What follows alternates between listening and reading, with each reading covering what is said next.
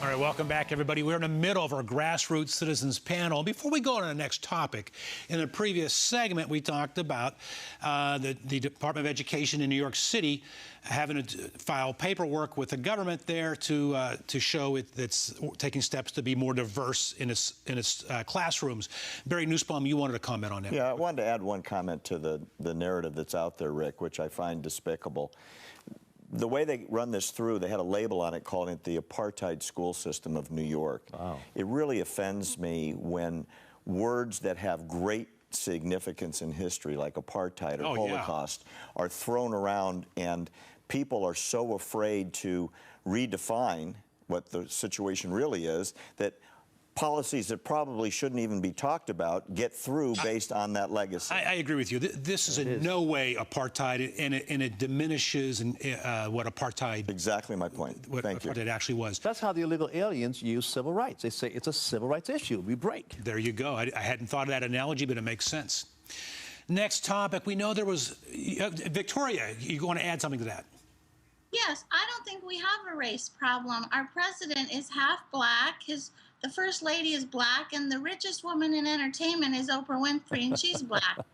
I think that the Communist Party's goals a long time ago were to break up the family unit and to make racial conflict and class conflict and redistribution of wealth. It's Marxism, and the Marxists are stirring this up. The Rules for Radicals by Saul Alinsky, which President Obama and Holder and Al Sharpton are following to a T. If it wasn't for them, we don't have a race problem. America has equality for everyone. Ted Hayes, you say she's exactly right. Yeah, I ditto exactly what she's saying. In fact, I have documents that says that the Communist Party of the United States back in the 30s, I think it was, said if we're going to break into America, we do it through the Negroes. We play on the slavery, we play on Jim Crow, we play on that, and we just hang with them and don't try to teach them, just befriend them first. And once we befriended them, and hence 1964 Civil Rights Act, which was basically a socialist, communist, poisonous pill designed specifically to destroy the descendants of chattel slaves, as you see Baltimore, Chicago, New York, etc. Next topic, we saw, of course, a few weeks ago, Pamela Geller had the Prophet Muhammad drawing contest in Garland, Texas, and two radical Islamists, of course, were shot and killed at that event. Now a group in Phoenix is planning an anti-Islam event, and they're going to have a Prophet Muhammad cartoon drawing contest. I get their point, Victoria. They're trying to show that we have freedom of speech in America, but I believe they're being insightful in their actions. Do you disagree with that, or do you think this is a good idea?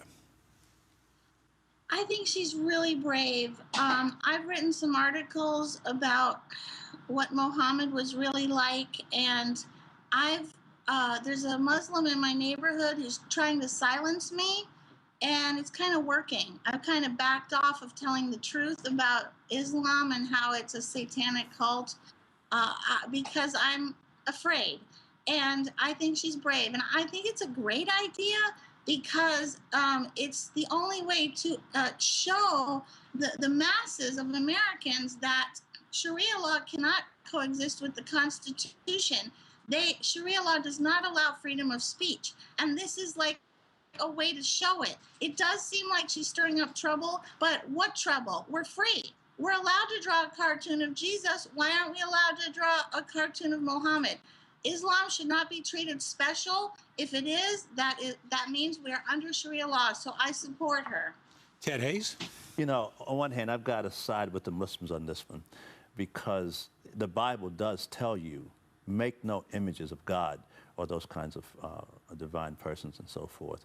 And I think that we all should respect one another's faith in those areas. I think for me, when they made Jesus a blue-eyed, blonde-haired, Hollywood, handsome, hairy guy, it's really messed my and my people's heads up. Sure. So I understand where the Muslims are coming from there, and we should respect that. Barry? I agree 100% with our favorite comedian in Nashville today.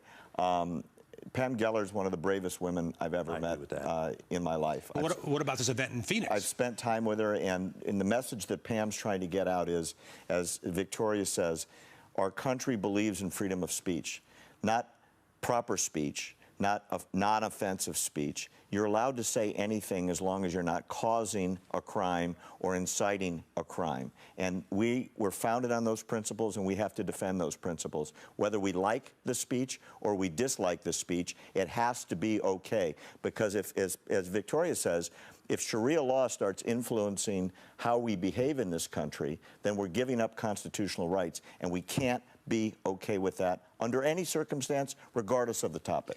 And I'm not saying these folks in Phoenix don't have the right to do what they're doing, but I believe they're putting lives in danger, and they're trying to be purposely. But Rick, what does that really say? If certain speech that's free, that's protected by the Constitution, as Victoria says, or as Victoria tries to speak, and then she's worried about the guy up the street. Which is wrong, entirely Absolutely. wrong. What it says is that certain speech that offends people is not going to be allowed because those people are going to be crazy real fast. And that's not okay. We have to stand up for free speech, even if it's offensive free speech. Ted, what do you say to that? Again, well, not much, other than I think the Muslims are right to ask you not to make images. And I think Catholics shouldn't do it, Christians shouldn't do it, Jews shouldn't do that. There's just common civil respect and decency. But I do believe we have to stand against... But you can't not do it under the threat of violence. I agree with that. That I agree with. Yes, sir. All right, next topic, the economy. If you listen to the mainstream media, if you listen to President Barack Obama, all is well in America. But as we have said on this show, according to April figures by the Bureau of Labor Statistics, the workforce participation rate is at 62.8%. Only 62.8% of those Americans who are able to work are working. 93.1 million Americans are out of work. Victoria, is this something, it seems to me, with all that's wrong in the world today and in America, the violence in the Middle East, the unemployed here at home, you would think the Republican Party would know how to wrap their arms around all that's wrong and say, we have an answer, we have a solution, here is the way. But I never hear that, do you? The Republican Party has been infiltrated by progressives. That's what's wrong with them. We should not have government regulations on all the businesses so that they wouldn't go to other countries, and we should drill, baby, drill for oil here, and we could easily have a great economy. It's just that the enemy of America is running the show. What do you say, Barry? I think it's a number of things. Number one, you've got the lowest interest rates in generations. You've got the most amount of government stimulus in generations. You've got a government spinning the statistics, and yet the truth is the economy shrank. Can you imagine where we would be if interest rates were at normal? And Ted, you know, he said the government's spinning the numbers. President Obama came out and said, well, these numbers aren't really, they're not really put together the way they should be. Why hasn't he complained about that in the past? He doesn't have to. He's an African American. He can do anything he wants to do. You got to remember that. We have a affirmative action president. We put him there, and we deserve what we're getting. Final note on a lighthearted topic. I want to ask Victoria your take on this. A customer at a Washington, D.C. restaurant thought that his fried chicken gumbo tasted so good that he left a $2,000 tip on a $35 bill. What a story is that? What kind of story is that, huh? And my dog said, I want to be a waiter now. All right. I wish that was a guy tipping the waiter. That's right. All right, that's our panel. I want to thank civil rights advocate, homeless advocate, as well as self-described America's alternative to Al Sharpton, Ted Hayes. Thank you. The founder, the president of the Israel group, Barry Nussbaum, an epic comedian, epic actress, SNL alum, host of the Victoria Jackson Show. Go ahead. Can I plug something? Yes. I have a movie that just came out on iTunes called Marriage Material. Check it out. Mwah! Marriage Material on iTunes. We will check it out, Victoria Jackson. I want to thank each of you for being part of our Grassroots Citizens Panel. We're back with more and a special announcement after the break. Stay with me. From the edge of America, I'm Rick Amato. Back after this.